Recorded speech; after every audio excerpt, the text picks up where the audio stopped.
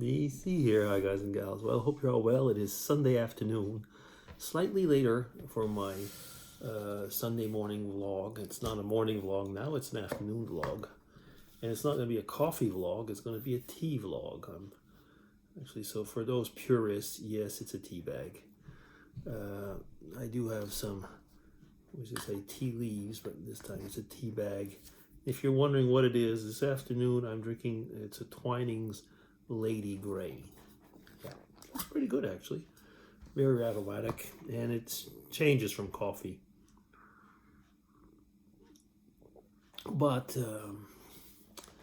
the problem with tea is very much it's diuretic, so I won't get into the info. But you know that's the problem with actually tea.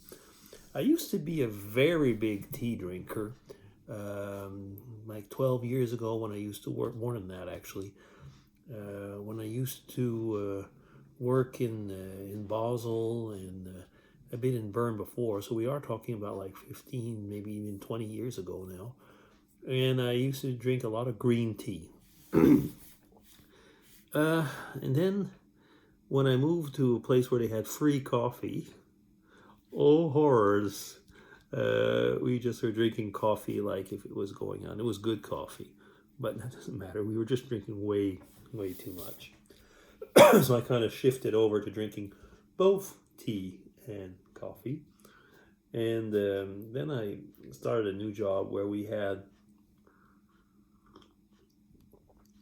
a coffee lady that came around early in the morning, around 8:30, for the coffee break, and she would bring us filter coffee that was in like big thermoses or something like that. It was okay. So that was the free coffee, so to say, and then we had coffee from industrial coffee machines or whatever if we had meetings.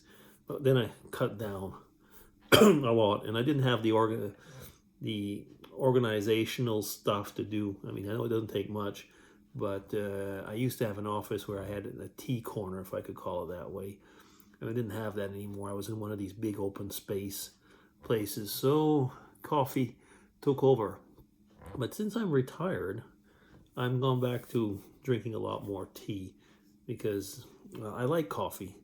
But, well, maybe one of the simple things is that I could start making filter coffee or stuff like that, but we have an espresso machine, and I don't really want to have like 5, 6 coffee makers. And espresso coffee is actually, so the capsules, is quite expensive. So you can get different variants, but often they're not as good, or they're cheaper but not as good. We tend to buy one by Starbucks, which is made by Nespresso, so it's basically almost the same. It's slightly cheaper.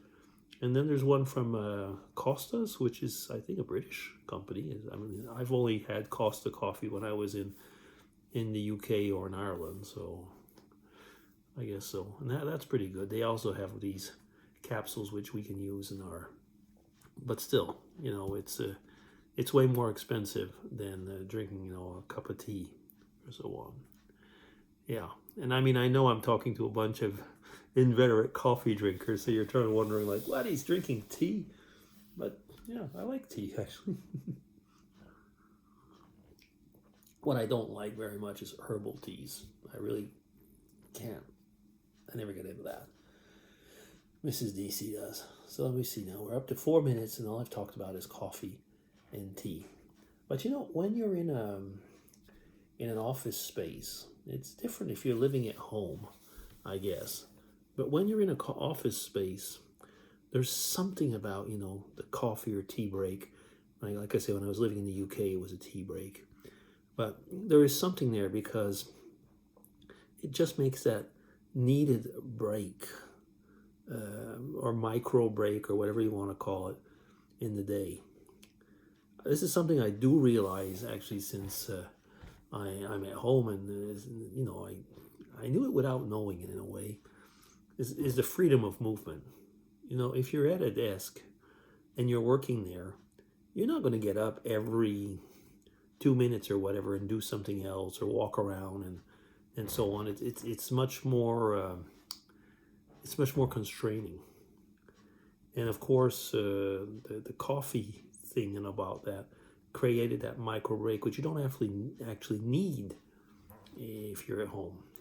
Now, I've heard some people say that, they create actually times for coffee, tea, and so on, because it makes also a routine or a structure to the day. I don't know.